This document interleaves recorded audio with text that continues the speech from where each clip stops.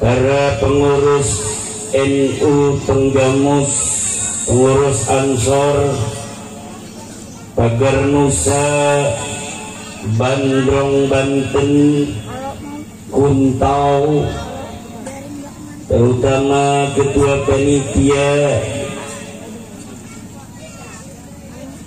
yang terhormat sahabat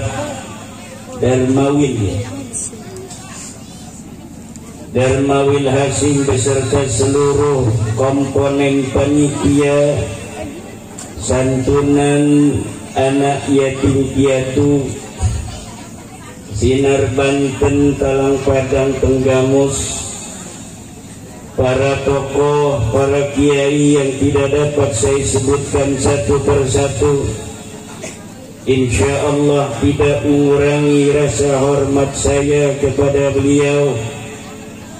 Para hadirin yang membludak,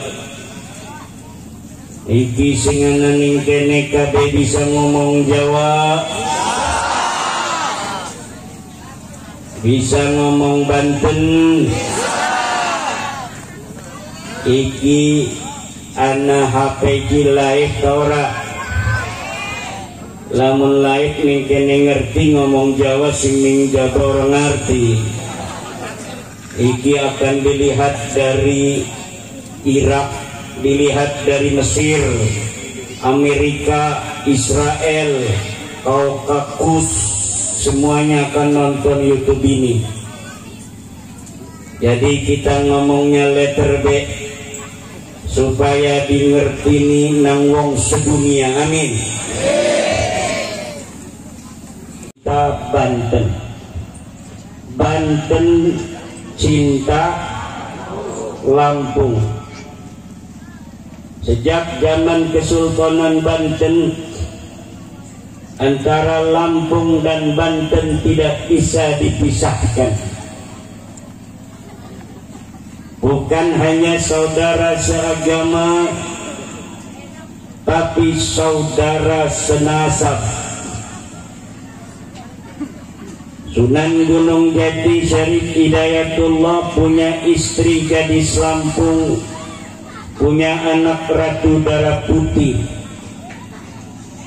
Sunan Gunung Jati punya istri orang Banten, punya anak Pangeran Sabah Kingkin Sultan Maulana Hasanuddin Banten. Kedua-duanya bersepakat dalam satu piagam yang disebut dengan piagam tembaga untuk saling mencinta, untuk saling menjaga, untuk saling membela selama-lamanya. Tidak boleh orang zaman Kesultanan Banten melihat Lampung sendirian, tapi di baliknya ada Banten. Tidak boleh orang melihat Banten sendirian, tapi di baliknya ada Lampung. Bila Banten berperang dengan musuh, Lampung memberikan bantuan. Bila Lampung diancam oleh siapapun, Banten akan talang dada. Itu yang terjadi sejak Kesultanan Banten. Pangeran Maulana Muhammad cucu Sultan Hasanuddin akan berperang di wilayah Palembang. Orang Lampung semuanya mengirim pasukan membela Banten. Ketika Banten perang bersama VOC Belanda, orang Lampung mengirim pasukan ke Banten untuk bersama-sama berjuang melawan penjajah VOC Belanda. Maka dikenallah Yahudi Hazar sebagai keturunan ke-13 dari Nabi Yakub. Semakin lama dia semakin sombong. Ada licik di sana, ada cerdas, ada cerdik. Akhirnya orang-orang Yahudi dari keturunan Yakub yang asli bahkan tidak sekufu apabila menikahi anak-anak perempuan Yahudi Hazari. Ratusan tahun mereka menguasai Yahudi, akhirnya dihancurkan oleh kerajaan Mongol pada abad ke-13. Bercerai-berai Yahudi Hazari ke benua Eropa. Orang-orang Yahudi Askenazi yang dulunya mereka penyembah berhala, penyembah patung, kemudian mereka masuk agama Yahudi dan mengalahkan komunitas Yahudi sendiri yang merupakan keturunan daripada Sayyidina Nabi Allah Yakub Israel alaihissalam.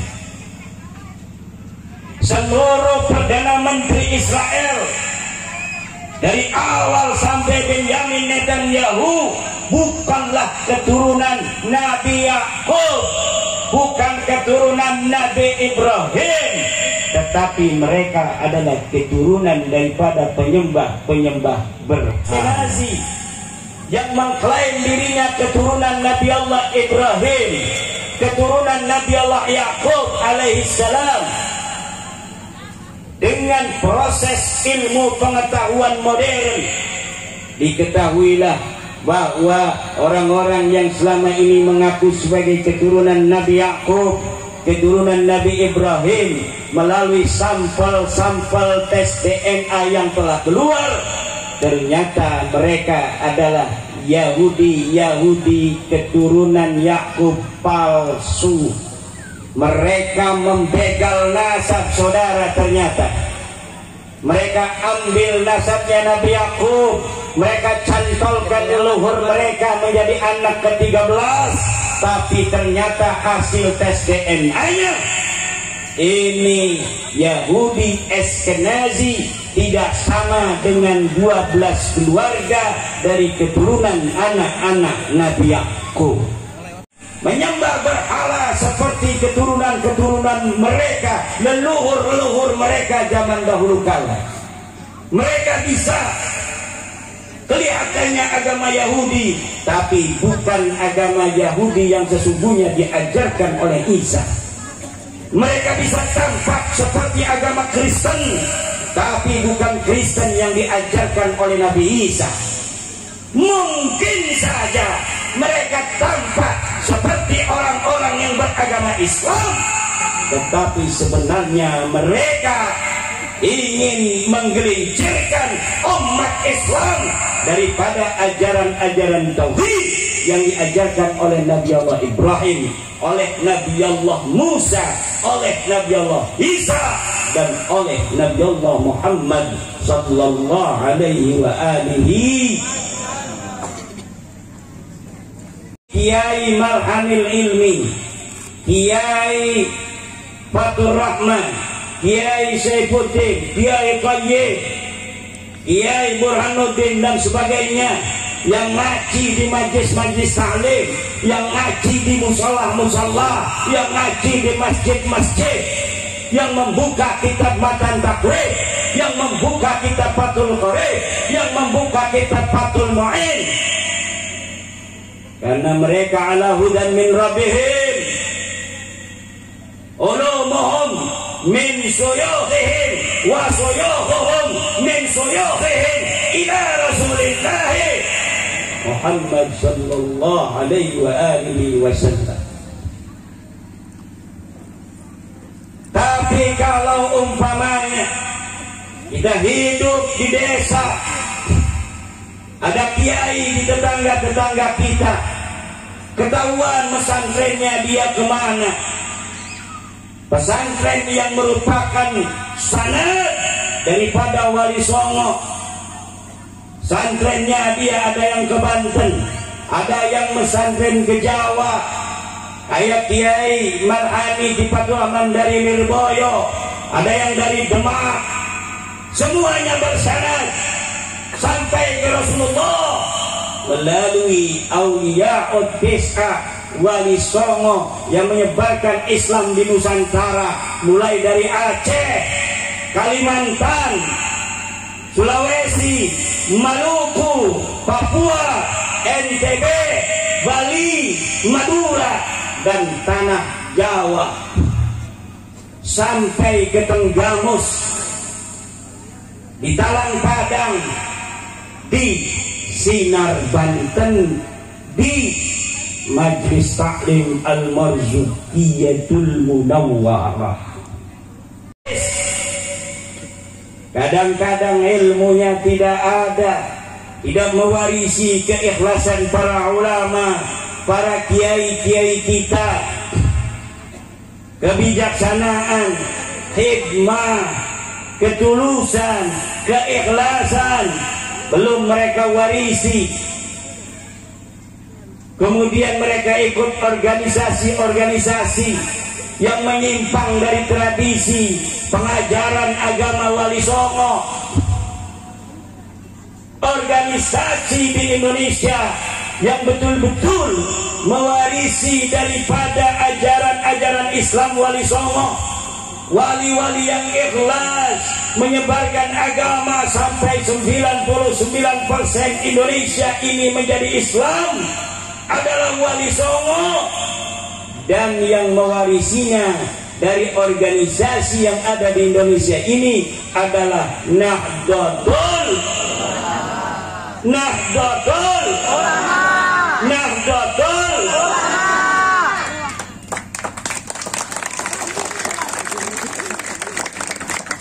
sergagah perkasa di kanaka polisi orang wani ngelarang-larang banser untuk berjalan. Karena apa? Karena Indonesia cinta pada agama, semua agama. Kalau Indonesia ini tidak cinta terhadap ajaran agama, baik itu ajaran agama Islam, Kristen, Konghucu, Protestan, Katolik, Hindu, Buddha, maka kalau ada Kiai Malhanil Ilmi mau bikin acara, nggak boleh di jalan begini, mengganggu masyarakat umum. Betul tidak? Betul tidak? Saya tanya, ini NKRI sesuai ajaran agama Islam atau tidak? Ibu-ibu apa jawabnya melongong konon itu? Ngedelengi Khilafatul Muslimin. Dia ingin menegakkan negara di tengah-tengah negara kita yang tercinta, Indonesia Raya. Indonesia ini, ibu-ibu, diperdekakan dengan darah. Lihat kalau masuk Bandar Lampung ada patung siapa di sana? Ada patung Raden Intan. 1800-an dia perang melawan Belanda demi kita anak cucunya yang hari ini ada di Sinar Banten. Dulu dia tidak menikmati keindahan seperti kita hari ini, punya HP, punya salon, enak. Orang wedi-wedi ditembak Belanda, dikawal nang polisi, dikawal nang TNI, kita hadir dari Babinsa, Binamas. Kalau dulu berjuang demi anak cucu, mereka mendapatkan teror, mereka mendapatkan ancaman, mereka mengorbankan nyawa, mengorbankan harta. Raden Intan, cucu daripada Ratu Darah Putih, cucu daripada Sunan Gunung Jati Syarif Hidayatullah. Dia punya guru namanya Kiai Wahia dari Banten. Sama Kiai Wahia Cilegon menggelorakan pemberontakan terhadap penjajah. Kenapa? Karena penjajah meninggikan pajak, kemudian perhatiannya terhadap masyarakat tidak ada. Ada diskriminasi kelas di sana. Orang-orang pribumi dijadikan warga kelas 3. Orang RI sebagai bentuk negara yang kita sepakati, tidak mau merah putih sebagai benderanya, tidak mau Pancasila sebagai lambang negara, tidak mau undang-undang sebagai dasar negara, konstitusinya. Fal yakhruj min ardi Indonesia al-an. keluar dari tanah Indonesia sekarang juga. Tidak hanya keluar dari Lampung, karena di Banten pasti dia akan juga tidak diterima apabila tidak mau menerima negara kesatuan Republik Indonesia, tidak mau menerima Pancasila, tidak mau menerima NKRI, tidak mau menerima UUD 45 dan Bhinneka Tunggal. Berbeda-beda tapi satu. Inilah Indonesia. Ini adalah harus kita syukuri. Saya tidak bosan-bosan berpesan, siapa saja yang membaca sejarah leluhur kita, walau banyak sekali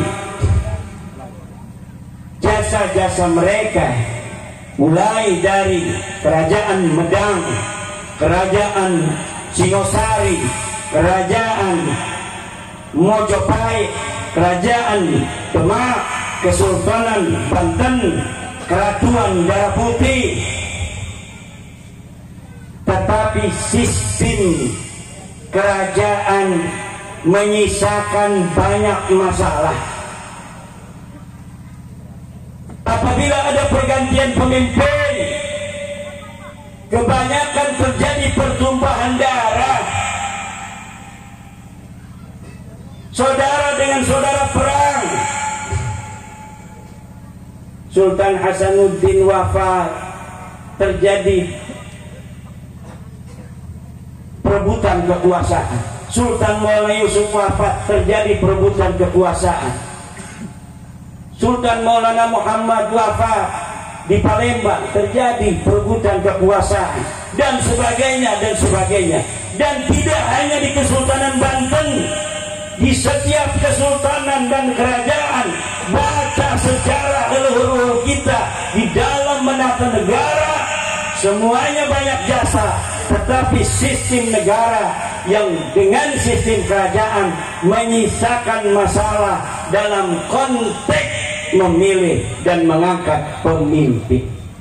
Gantikan ayahnya, tapi kadang-kadang dia masih kecil, lalu paman-pamannya pengen jadi raja, lalu dia bunuh anak kecil ini. Ada juga yang pamannya kemudian menjadi wali raja, wali rajanya dibunuh lagi oleh paman yang satunya. Lihat sejarah leluhur kita, selain daripada jasa-jasa beliau-beliau yang sangat besar untuk kita hari ini dalam menjaga tanah Jawa, tanah Nusantara, apalagi sultan-sultan itu dalam rangka menyebarkan agama Islam.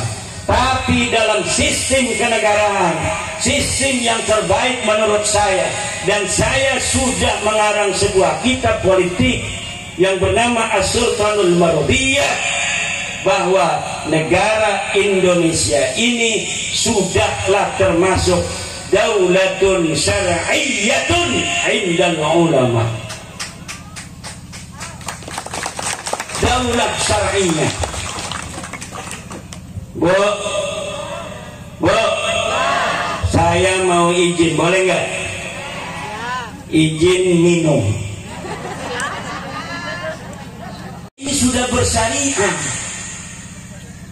Apa syariah yang tidak dijalankan oleh Indonesia? Semuanya dijalankan, semuanya boleh diamalkan.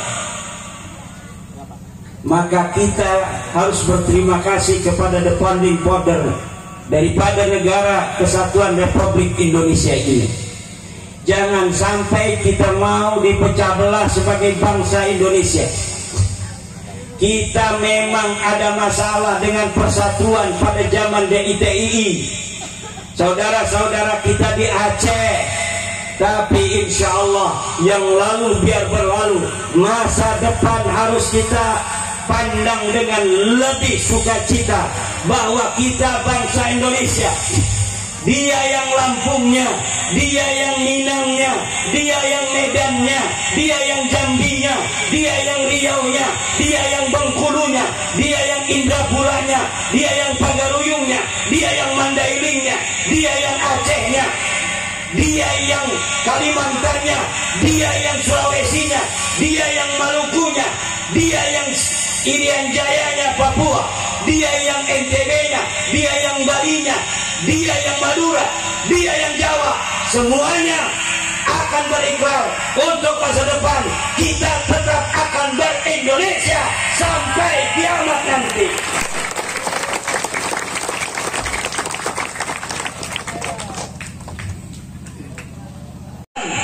Dan siapapun tidak bisa melawan ilmu pengetahuan.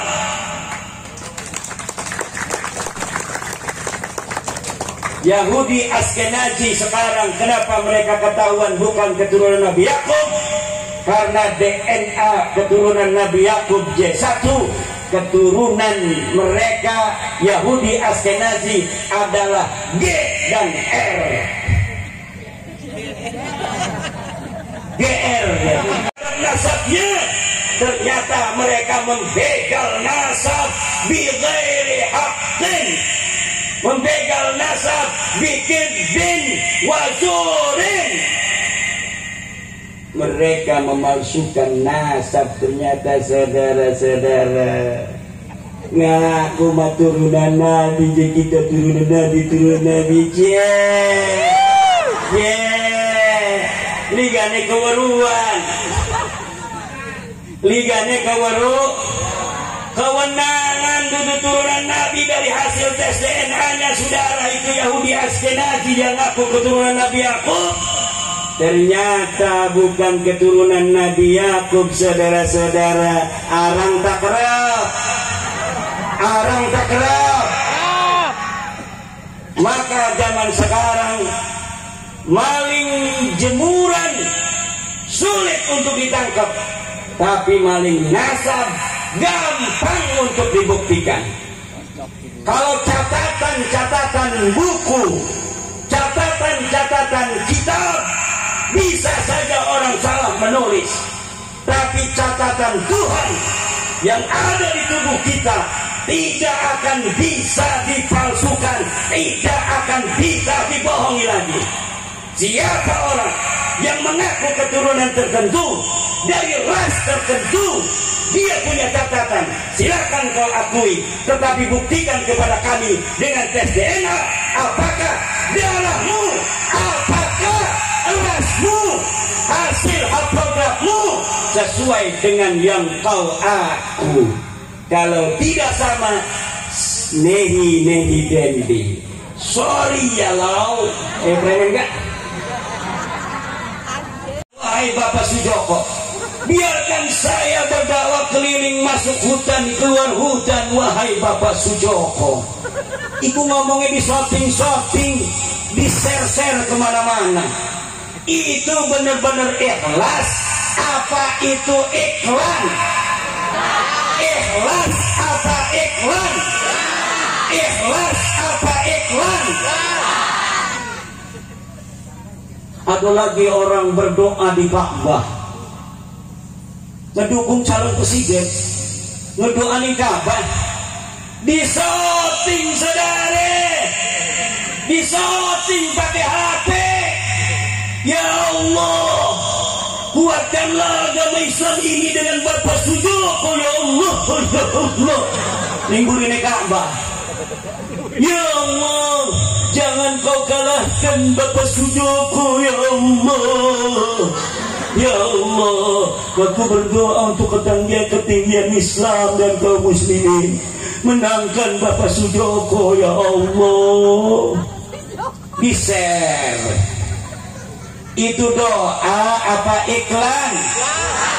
Itu doa apa iklan? Itu doa apa iklan? Iklan saudara. Jadi saya keturunan Raden Fatah Demak, saya keturunan daripada Ken Arok, saya keturunan Raden Wijaya atau yang lainnya. Tidak ada lagi. Kita Indonesia, kita adalah putra putri. Kita satu bangsa, kita satu negara, kita satu bahasa. Kalau kita menyadari itu, maka insya Allah kita akan damai dan kita akan selama-lamanya bisa menjaga negara kesatuan Republik Indonesia ini. Dan saya berdoa tidak lama lagi ceramahnya, kalau sudah malam, semoga orang-orang yang hadir di sini aja tangi dingin ibu-ibu, gelati apa malilang sendal lega sendal jepit makanan. Dodok anak ngedok lagi. Bakal akan mendapatkan husnul khatimah. Amin. Saya berdoa ya Allah ya Rabbi, yang hadir di sini semuanya akan ditetapkan iman dan Islam. Amin. Saya berdoa yang memberikan santunan, nyumbang 1 rupiah, 2 rupiah, Allah akan ganti berjuta-juta kali lipat di dunia dan di akhirat. Ketua panitia Hendrawil Hussein, ya Allah moga ke duite tinggi pangkatnya, anak turunannya ila yaumil qiyamah, tinggi akan pangkatnya, jadi presiden, jadi gubernur, sahibil baik, Kiai Mahlanil ilmi, sekeluarga besar, tinggi kakan derajatnya, pangkatnya wis tak tekakan mana ustaz Kiai, Kiai Mahlanil ilmi, pangkatnya Kiai, pangkatnya apa?